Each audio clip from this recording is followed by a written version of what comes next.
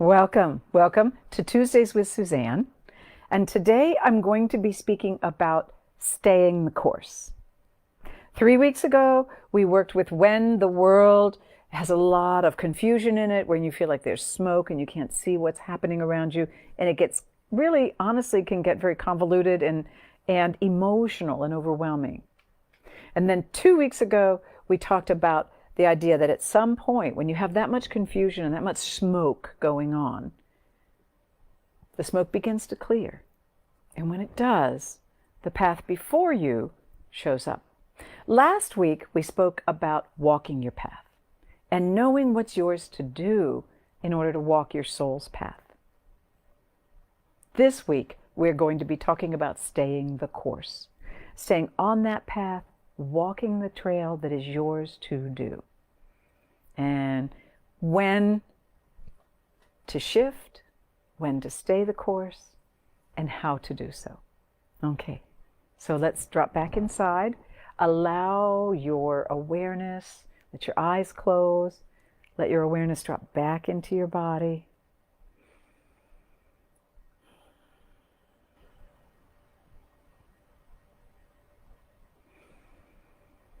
Noticing the rise and fall of your chest.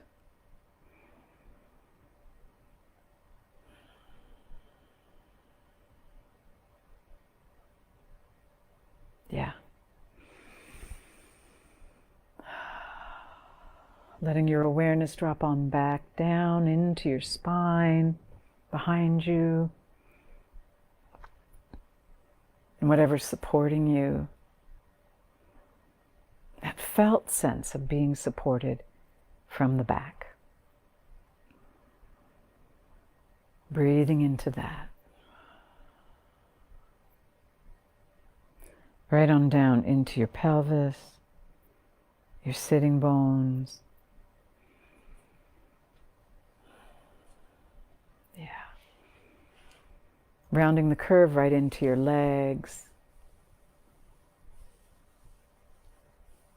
All the way down into the soles of your feet, resting on the floor.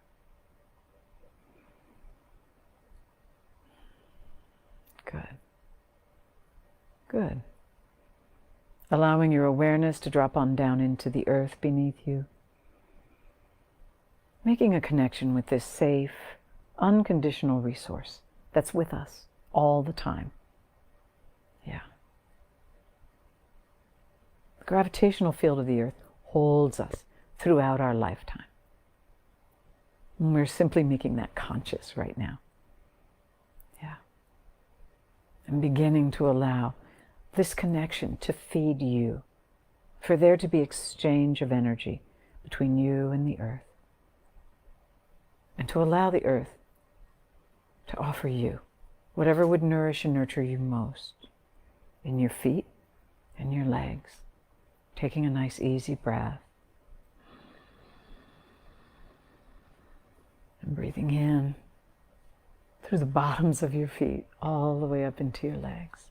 Whatever sensations would nourish you most.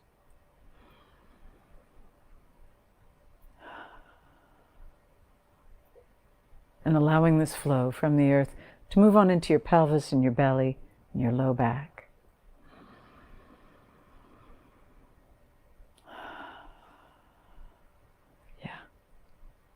And then on into your midsection, up into your heart, your lungs, and your chest, and your backbone. Yeah, letting all of that fill. Breathing in this flow from the earth beneath you, through your feet and legs, through your torso, right up into your heart.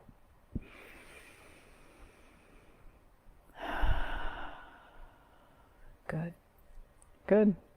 Yes. And now breathing right on down your shoulders, down your arms, into your hands and fingers.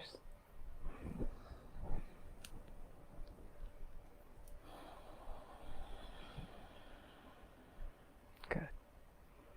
And then allowing this flow coming in from the earth beneath you, moving through your whole system as best you can, to begin to fill your neck and your throat right up into your face and your entire cranium. scratching the crown of your head so that it can just move right on out the crown of your head as it fills you up.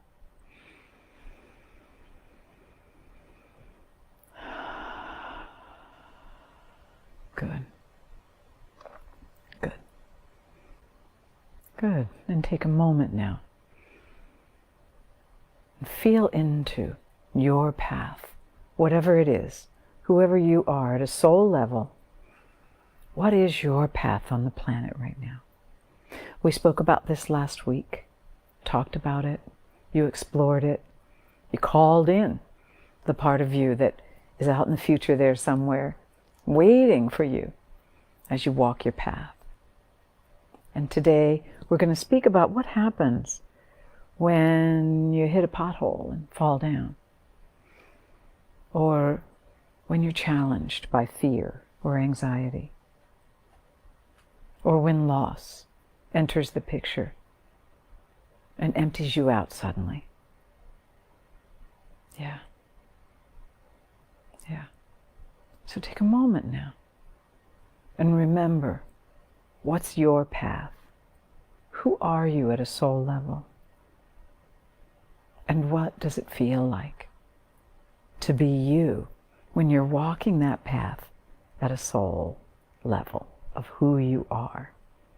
Feel your heart and the home fires that burn bright when you're walking your soul's path. Feel your gut and the rightness of the direction you're going in. Feel your pelvis, the engine of the body, and how it's humming down the path. Feel your bones that offer you steadiness and clarity. Let's take a minute and just breathe our way back into our bones. And take a moment and feel your feet and legs beneath you, connected to the earth, helping you stay grounded. Yeah. And allow all of this to connect with your brain, the one between your ears. Yeah. Good. Good.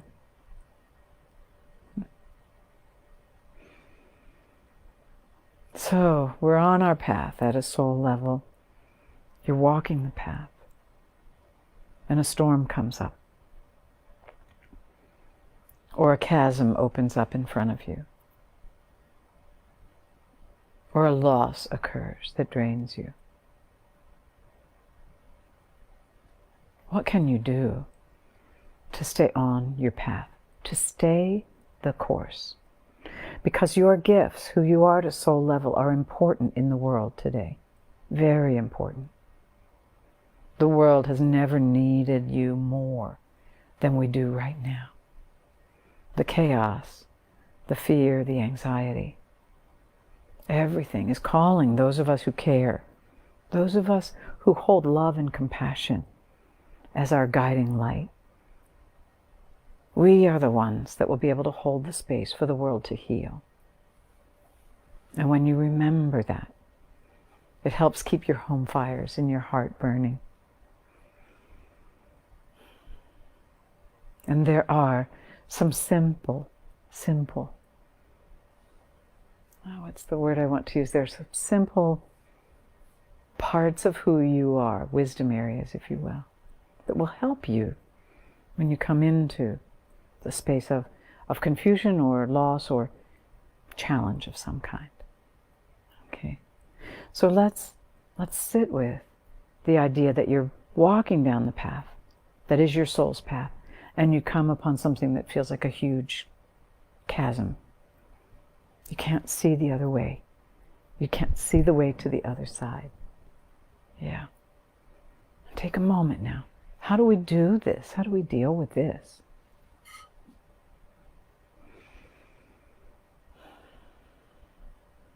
The easiest thing to begin with is to feel your bones. So sitting on the edge of that chasm, just allow yourself to drop back into your own bones. Yeah. Yeah. feeling your backbone, the bones of your legs and arms,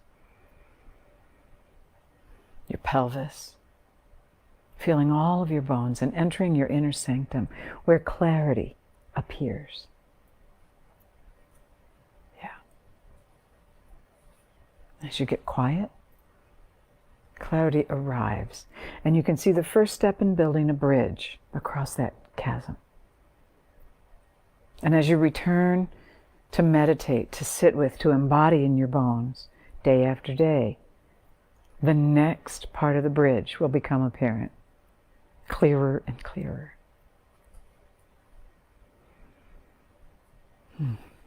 Until the bridge is completely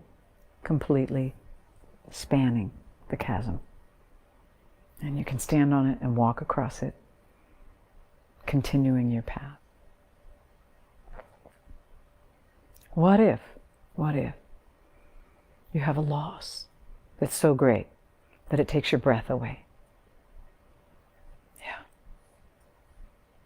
In a case like this, in order to stay the course, first thing to do is to cradle your loss. Hold your own heart. Feel your loss. Cry. Reach out to friends and loved ones. Allow the resources around you to show up for you. Yeah. And begin to breathe again, listening to your insides. Yeah. Feeling your feet and legs. Reconnect with the earth on a moment-to-moment basis, allowing your inner reserves to slowly refill as you ground and fill in each moment, from the bottoms of your feet through the crown of your head. And each day, your inner energy reservoir will become fuller and fuller, and the loss, while it is still there, will become less and less in the bigger picture of who you are. Yeah. Good. What about if you make a mistake? A big mistake, a small mistake, but a mistake nonetheless. Often when this occurs, our inner critic will jump in and say, "You dummy, you've done it again. You've fallen off the trail. There's no way you can get back on that trail." Then, in that moment, you have to remember what your mission is. You have to remember who you are at a soul level. Pick yourself back up, get back on the path, and keep going. And you can tell that part that said you couldn't do it, whatever you want to. But you need to remember your mission and step back on your trail and stay the course. Stay the course. And whatever you need, it's there for you. And enjoy.